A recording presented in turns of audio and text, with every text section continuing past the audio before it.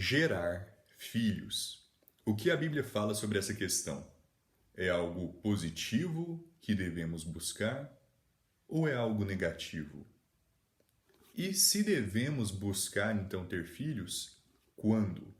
Em nossa juventude ou futuramente, quando já estamos mais velhos? E outra pergunta, se devemos gerar filhos, seria um pecado um casal que tem condição para assim o fazer e não faz? Quantos filhos um casal deve ter? Qual é a recomendação acerca dessas questões? E se uma pessoa é infértil? E se um casal não consegue naturalmente gerar filhos? O que deve ser feito? No vídeo de hoje, eu busco responder a essas perguntas. E para começarmos, eu acredito que é essencial irmos para Gênesis capítulo 1, onde temos o princípio das criações de Deus. Deus criando o céu e a terra, Deus separando a terra seca do mar, Deus criando o sol, a lua, as estrelas e também criando os seres vivos. E dentro desse capítulo também temos a criação da humanidade, começando com Adão e também depois com Eva. Gênesis capítulo 1, indo para o versículo 27. Assim Deus criou o homem, a sua própria imagem. A imagem de Deus o criou. Macho e fêmea, ele os criou. E Deus os abençoou, e Deus lhes disse: sede frutíferos e multiplicai-vos, e enchei a terra e subjugai-a, e tende domínio sobre os peixes do mar, e sobre as aves do céu, e sobre toda a coisa vivente que se move sobre a terra. E disse Deus: eis que vos tenho dado toda a erva que dá semente, que está sobre a face de toda a terra, e toda árvore na qual está o fruto de uma árvore que produz semente, para vós será para alimento. E a todo animal da terra, e a toda ave do céu, e a cada coisa que rasteja sobre a terra, em que há vida, eu tenho dado toda erva verde para alimento. E assim foi. Então vemos aqui que desde o princípio da criação já há inclusive uma diferenciação entre o ser humano e as outras criações de Deus. O ser humano foi criado à imagem e semelhança de Deus. Isso quer dizer que Deus tem uma aparência similar à nossa. Algumas pessoas acham que pelo fato de Deus ser um espírito, ele não possui uma similaridade, uma estrutura, uma forma, e de fato ele possui. Nós possuímos diversas menções acerca da aparência de Deus, seja de Jesus Cristo, seja de Deus o Pai. Há referências acerca disso na Bíblia. Então, Deus de fato tem um formato. E esse formato seria o que algumas pessoas classificam como humanoide, né? Similar ao ser humano. Nós fomos criados à imagem dele e não ele é a nossa imagem. Então, nós lembramos a Deus em nossa estrutura física, especificamente o homem. Adão foi criado à imagem e semelhança de Deus e, posteriormente, Eva foi criada à imagem e semelhança do homem. Ok, então tendo estabelecido essas questões, o que podemos ver aqui logo desde o princípio da criação da humanidade? A primeira ordem, a primeira fala que Deus dirige aos homens é: eis que vos tenho dado, pulei aqui o versículo, sede frutíferos e multiplicai-vos. Ou seja, gerem filhos, procriem, colonizem a terra e enchei a terra e subjugai-a. Então Deus até dá ao domínio do ser humano todos os outros seres vivos, os peixes, os animais do campo, os animais rastejantes, tudo isso está subjugado nas mãos da humanidade. Algumas pessoas consideram algo como negativo ter filhos nos dias de hoje, ou ter muitos filhos, preferem ter um número bem reduzido de filhos, pois acreditam que isso vai gerar muitos impactos negativos para o mundo natural, para a natureza, para os outros seres vivos, para os diferentes ecossistemas, mas a verdade é que Deus nos comanda a termos filhos, a colonizarmos a Terra. Não há nada de errado em um ser humano estar fazendo isso. É importante discernirmos um ser animal, uma planta, um outro ser vivo comparado com um ser humano. Não é a mesma coisa nos olhos de Deus. A vida de um ser humano não tem o mesmo valor que a vida de um porco, que a vida de uma ave, que a vida de um outro animal. Na sociedade de hoje, E muitas pessoas podem trazer essa noção de uma maneira diferente, mas a Bíblia demonstra várias vezes, inclusive em várias falas de Jesus, falando que a vida humana é muito mais preciosa do que muitos pássaros, por exemplo. Hoje a gente vê no caso também de Legião, da história de Legião, onde vários porcos são sacrificados e é salvo uma vida humana, em uma questão espiritual. Então, não é um problema que certos animais ou certos seres vivos não estejam vivendo mais aquele local para o ser humano habitar. Agora, é muito importante entender a diferença disso, de uma questão de um ser humano vivendo aqui e um animal não mais vivendo naquele local, e agirmos de uma maneira totalmente irresponsável para com a poluição, de uma maneira totalmente responsável para com a extinção de espécies. A Bíblia ensina maneiras sustentáveis de se viver, e eu não acredito que nós devamos poluir o máximo possível, destruir o máximo possível somente por destruir, somente para ganhar dinheiro. A Bíblia fala acerca dessas questões ecológicas e eu posso inclusive fazer futuramente um vídeo também falando acerca dessa questão.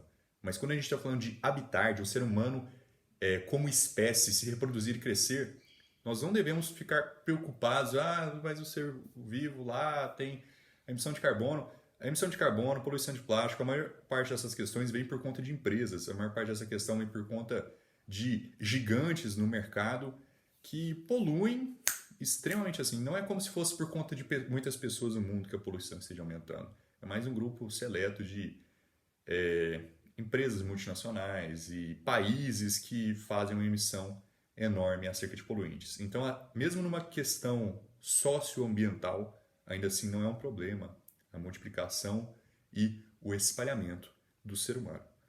Tendo falado já nesse ponto, eu gostaria também de ir para Gênesis capítulo 2, indo para o versículo 24. O que é gerar um filho? O que acontece nesse fenômeno? A Bíblia diz no versículo 24: Por isso o homem deixará seu pai e sua mãe e se apegará à sua mulher, e eles serão uma carne. Então, logo que em Gênesis temos essa questão tratada do casamento, onde um homem se une à sua esposa e os dois formam uma só carne. Há diversas aplicações para essa fala, mas uma delas, sem dúvida e bastante evidente, é a geração de filhos, no qual o filho que foi gerado possui metade do material genético do pai e metade do material genético da mãe. Literalmente, de duas, uma só carne. E esse filho ele não existia anteriormente.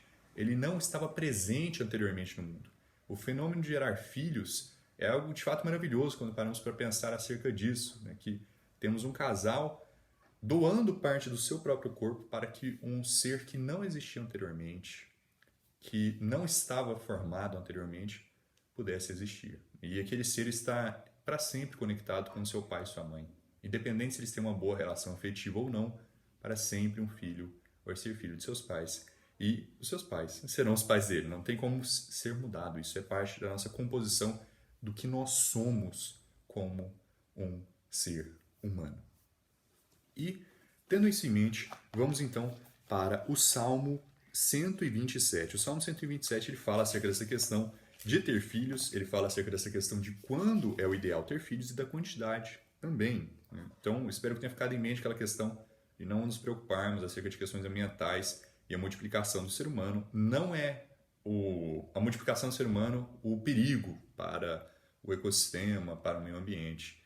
São outras questões que nós temos que também ter cuidado, mas não é deixando de ter filhos que a gente vai salvar o planeta. Basicamente essa é a ideia. Salmo 127, versículo 3.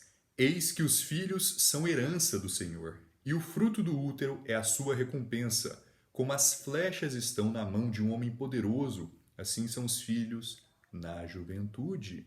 Feliz é um homem que tem sua aljava cheia deles. Eles não serão envergonhados, mas falarão com os inimigos no portão. A Bíblia descreve a bênção de ter muitos filhos. Como um homem poderoso possui um grande número de flechas. Ele não está indefeso na batalha, ele não vai ficar à mercê de seus inimigos no dia da calamidade, mas antes ele está preparado. Ele está com uma segurança maior. Ele não está simplesmente trabalhando em vão. Então, ter filhos não é algo em vão, não é algo que não serve para nada. De fato, você tem que dedicar tempo, carinho, atenção tanto para as necessidades físicas de seu filho, mas também para as necessidades emocionais. Um filho negligenciado, por mais que tenha comida, por mais que tenha roupas, por mais que tenha escolaridade, ainda assim vai crescer uma criança triste. E esse carinho, essa atenção tem que vir do pai e da mãe, não é da empregada, não é da babá, não é do professor, não é da professora, tem que vir dos pais. Essa base tem que vir de casa. Porque, novamente, duas carnes formaram uma. Não foi a professora que gerou o seu filho, não foi a babá que gerou o seu filho, foi o casal. Foi um homem e uma mulher. E esse homem e essa mulher têm que dar os devidos cuidados a seus filhos. Tem que dar o devido amor a seus filhos. Mesmo que isso significa ter que sacrificar dinheiro, fama, viagens, sucesso no emprego, coisas que muitas pessoas aspiram e querem buscar antes de terem filhos. Mas essas pessoas se esquecem que o corpo do ser humano não foi feito, não foi criado para ter filhos continuamente até os 70, até os 80 anos de idade, especialmente quando falando da mulher. Depois que chega numa certa idade, num certo ponto, é muito mais difícil ter filhos, muito mais difícil mesmo. E a chance dos filhos nascerem com algum tipo de deficiência, como síndrome de Down, aumenta. Isso é comprovado, isso não é achismo, isso é ciência. Então precisamos ter cuidado no momento em que desejamos ter filhos, no momento em que vamos buscar isso. Porque a pessoa pode acabar tendo um filho e não consegue mais ter outro depois. Ou a pessoa não consegue nem mais ter um filho por conta de tanto tempo que demorou. Algumas pessoas falam que só vão ter filhos depois que tiverem todos os recursos para que o filho estude numa escola particular, para que o filho tenha tudo que necessite, mas o fato é que um filho precisa de verdade é de amor dos pais. Um filho precisa de alimentos, sim, um filho precisa de vestimenta, sim, mas o filho não precisa da vestimenta mais cara. O filho não precisa de todos os presentes que ele quiser. Um filho não precisa de tudo que ele desejar no estalar nos dedos, o celular mais caro, o computador mais caro. Um filho precisa de amor, do pai e da mãe. Um filho precisa de bons momentos com seu pai e sua mãe, de atenção, de apoio e de, claro, as necessidades físicas, mas que não é tão difícil de suprir igual as pessoas tentam imaginar que é. Então, novamente, o objetivo de Deus é que nós povoemos a terra, que nós sejamos frutíferos e multiplicamos. Então, quando um casal tem as condições de ter filhos fisicamente e não o faz, é uma desobediência ao que Deus fala em Gênesis capítulo 1. Então, eu acredito que seja, sim, um pecado quando o casal pode ter filhos e não tem. Eu estou falando aqui de questões físicas, de questões de saúde. É evidente que se uma mulher ela não tem capacidade de ter filhos naturalmente, um homem não tem capacidade de ter filhos naturalmente, eles não estão pecando por não estarem tendo filhos. Isso entra também numa questão de saúde. Pode ser que uma mulher ela até consiga, ela até seja fértil, mas ela não consiga dar à luz. Haja um risco para o nascimento do bebê e um risco para a vida da mulher. Eu não acredito que nessa situação seja um pecado caso a mulher não tenha filhos. Então, é uma questão que vai depender de cada casal, de cada situação, a saúde da mulher, a saúde do marido. Afinal, se formos para Êxodo, capítulo 4, vamos ver que é Deus que cria o ser humano com o olho funcionando. É Deus que cria o ser humano cego. É Deus que cria o ser humano surdo ou é Deus que cria o ser humano ouvinte. Então, vamos para Êxodo capítulo 4, versículo 11. E o Senhor lhe disse: quem fez a boca do homem? Quem fez o mudo? O surdo? O que vê? Ou o cego? Não fiz eu, o Senhor? Então, Deus é que cria o ser humano dessa forma. Deus que nos faz diferentes, alguns maiores, alguns mais baixos, alguns com a cor de pele mais clara, outros com a cor de pele mais escura, outros com o olho mais puxado, outros com o olho menos puxado, um olho mais claro, um olho mais escuro, um cabelo de uma cor diferente. Seja como for as nossas diferenças físicas, é Deus que nos cria assim. Seja uma mulher fértil, uma mulher infértil, um homem estéril ou um homem com corpo com funcionamento normal. É Deus que nos faz assim. E nós não devemos nos rebelar contra Deus por conta dessa maneira que Ele nos criou. Quando estamos falando de questões, por exemplo, como peso corporal, algumas pessoas têm tendência a emagrecer, outras a engordar mais fácil. Isso nós conseguimos ter uma disciplina e mudar. Nós devemos buscar viver uma vida mais saudável possível. Então isso é possível mudar. Agora, tamanho não é porque nós nos rebelarmos contra Deus por conta do tamanho com o qual nós nascemos. Isso vale também para os filhos que são gerados. Né? Nós não devemos achar ruim porque o nosso filho nasceu cego. Porque o nosso filho nasceu surdo. É claro, o filho vai ter dificuldades, o filho vai passar por diferenças na vida dele que uma criança normal não passaria, mas não muda o fato que ele deve receber tanto amor, tanto carinho, tanta atenção, se não mais ainda do que uma criança que nasceria normal. É Deus que decide quem vai nascer de uma forma ou de outra, e Deus sabe o propósito dessas questões. Nós podemos achar que é algo muito ruim, que é algo muito absurdo, que é algo maldoso da parte de Deus, mas o fato é que os caminhos dele estão acima dos nossos. A vontade dele, a sabedoria dele está acima da nossa sabedoria. Então, mesmo que nós acabamos tendo um filho deficiente, um filho com síndrome de Down, um filho cadeirante, seja qual for, não muda o fato que ele é um ser humano. Não muda o fato que Deus tem um propósito para ele. Que há uma razão, há um motivo que vai trabalhar para o bem, mesmo que nós não consigamos compreender completamente, por conta de nossas limitações humanas, nossas limitações de sabedoria e de entendimento, e também de percepção de futuro. É claro que uma pessoa que passa por períodos mais difíceis nessa vida, né, ressurreição, quando estamos falando de recompensa, é um desafio maior para essa pessoa servir a Deus. Então eu acredito que Deus vai recompensar essa pessoa ainda mais, se ela decide fazer o que é certo, se ela decide fazer o que é bom, mesmo quando tendo que passar por maiores dificuldades. Então, sobre essa questão de ter filhos, a Bíblia fala positivamente acerca disso. Uma pessoa ela deve buscar ter muitos filhos de fato, e especialmente na sua juventude, enquanto você ainda tem saúde, enquanto você ainda tem energia, enquanto você ainda tem tempo para dedicar, para brincar com seus filhos. Isso é muito importante no desenvolvimento de uma criança, e a negligência dessas atitudes pode gerar um impacto que nós nem sequer imaginamos, que pode durar uma vida toda na vida daquele filho que foi negligenciado pelos pais. E acerca da dor do parto, que é gerado com o nascimento do filho, eu gostaria de ir para João, capítulo 16, porque de fato é uma dor muito grande, inclusive uma dor, eu acredito que uma das maiores dores que um ser humano passaria, naturalmente, seria a dor do parto, especialmente com a mulher. Um homem nunca vai conseguir dar à luz, um homem nunca vai ter um útero, então um homem nunca vai conseguir compreender totalmente o que é essa dor que a mulher passa, inclusive mensalmente, com a questão da menstruação, do descamamento, da camada do útero e depois a sua formação novamente, é um ciclo que a mulher tem que passar mensalmente, todo ano. Então, de fato, gera uma dor.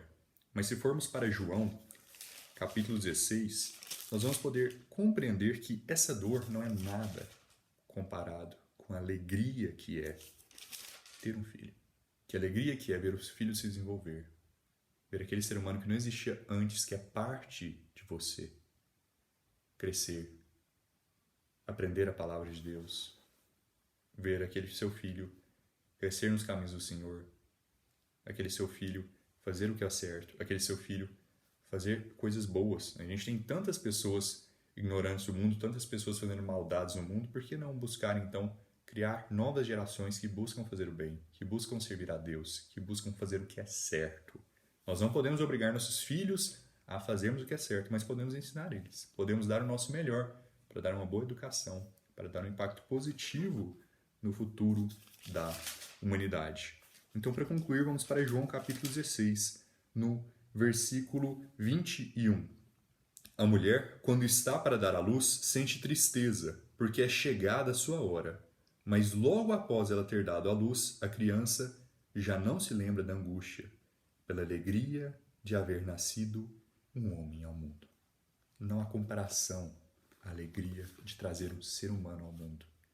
Uma alegria que somente um homem e uma mulher, um casal, que dois, formando uma só carne, podem fazer. Então, espero que tenha ficado evidente o que a Bíblia diz acerca dessas questões, as situações no qual nós não podemos lutar, né, caso um casal seja infértil, e não é culpa do casal nessa situação. E, inclusive, eu vou até fazer um vídeo acerca de adoção, que é um conceito que a gente vê na Bíblia e que pode estar trazendo, então, ainda assim uma alegria, mesmo que fisicamente não se possa ter um filho, naturalmente. Que Deus abençoe vocês. Qualquer dúvida, deixem nos comentários e até mais.